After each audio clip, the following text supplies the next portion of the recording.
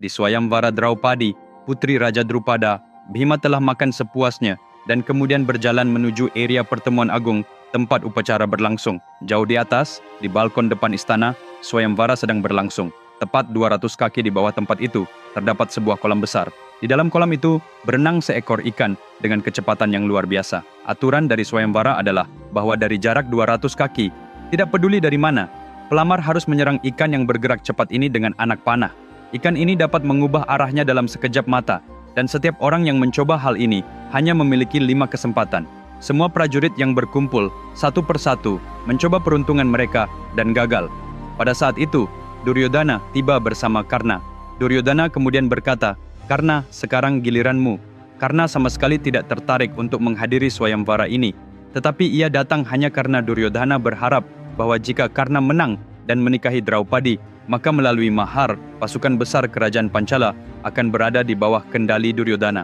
Karna membidikkan anak panahnya dan mencoba untuk membidik ikan, tetapi ia tidak dapat melihatnya dengan jelas di dalam air.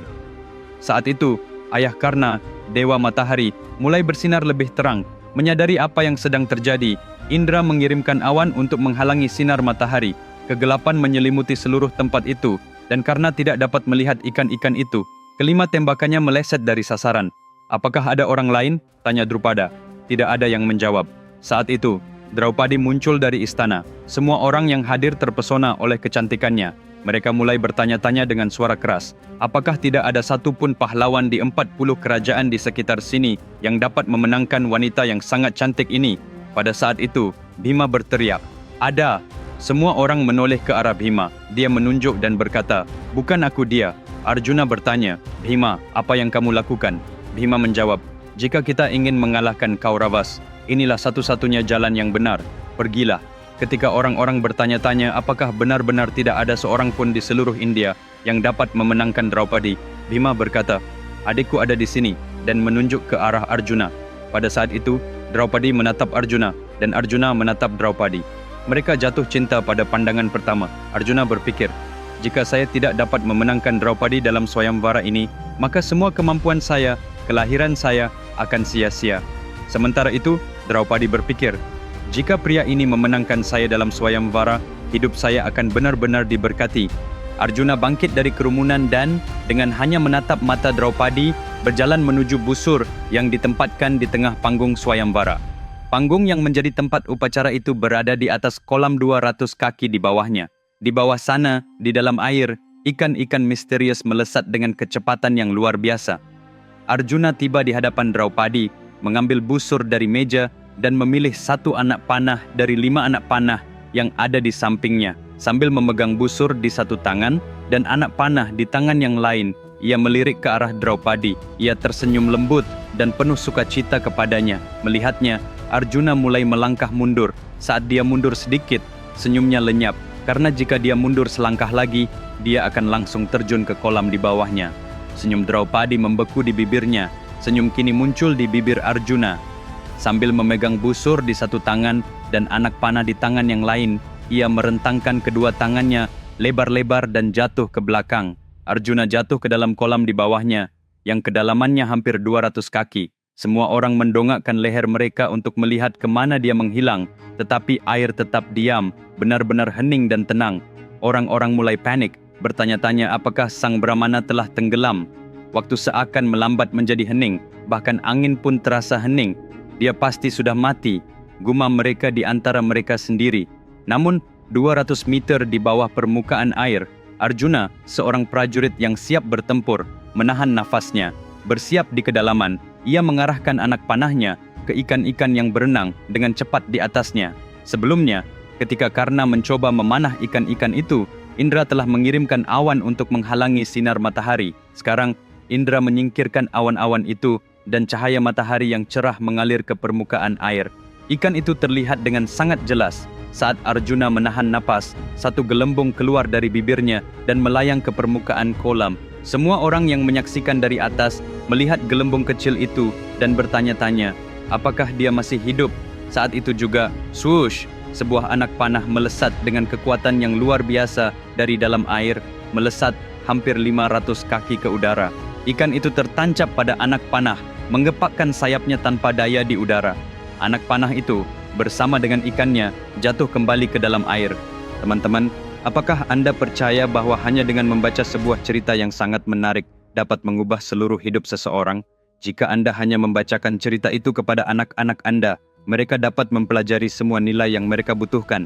Percayakah Anda? Apakah Anda percaya bahwa untuk masalah apapun yang Anda hadapi saat ini, atau tantangan apapun yang mungkin Anda hadapi di masa depan, sebuah cerita dapat memberikan solusi? Apakah Anda percaya? Ya, itu mungkin. Hanya dengan kisah epik terbesar yang pernah diceritakan dalam sejarah umat manusia, Mahabharata. Kisah ini 100 kali lebih megah dari filem blockbuster manapun. Ini adalah sebuah tantangan. Kisah lengkap dari Mahabharata yang ditulis dengan kata-kata Vikramaditya sendiri, kini tersedia dalam bentuk buku dan e-book dalam 2 bagian di Amazon dan 43 toko online lainnya. Buku ini tersedia dalam 54 bahasa di seluruh dunia. Tautan-tautan ada dalam deskripsi di bawah video ini. Pesan sekarang, karena ini bukan hanya sebuah buku, ini adalah sebuah perpustakaan kebijaksanaan untuk hidup Anda. Kembali ke cerita, seluruh hadirin terkejut.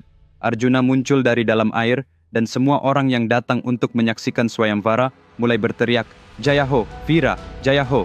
Mata Arjuna bersinar dengan kebanggaan karena telah memenangkan wanita yang diinginkannya.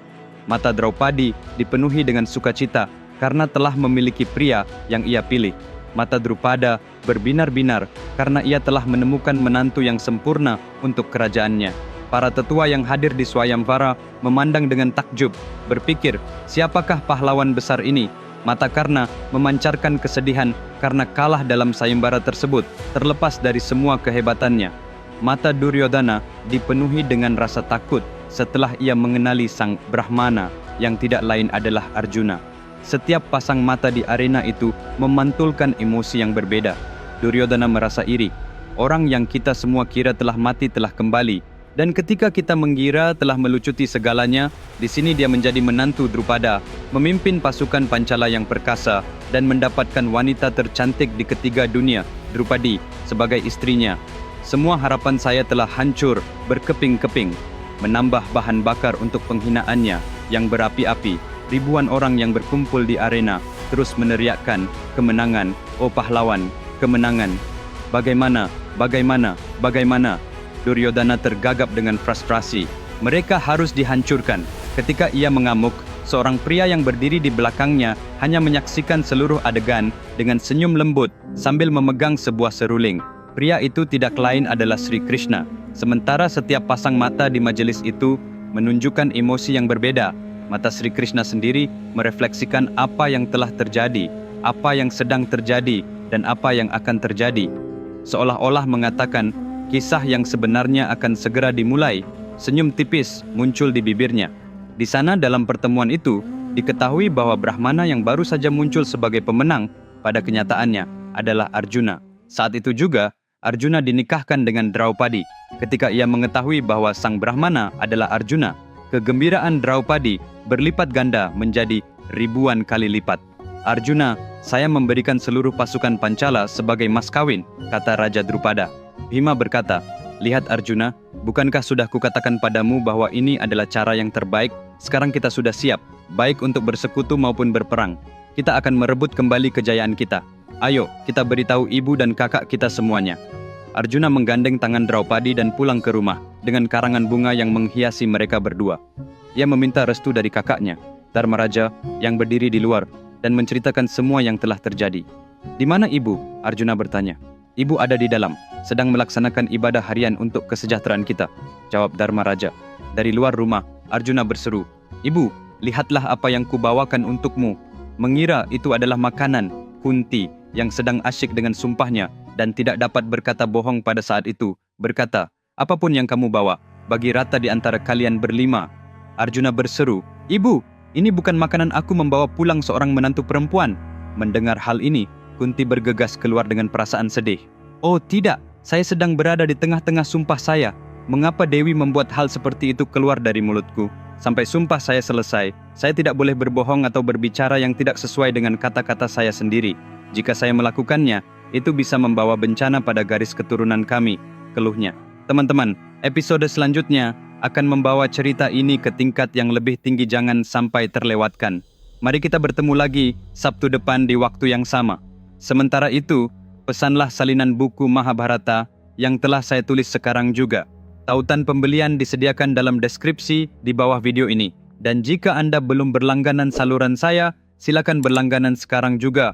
Sampai jumpa, jaga diri Anda. Sampai jumpa.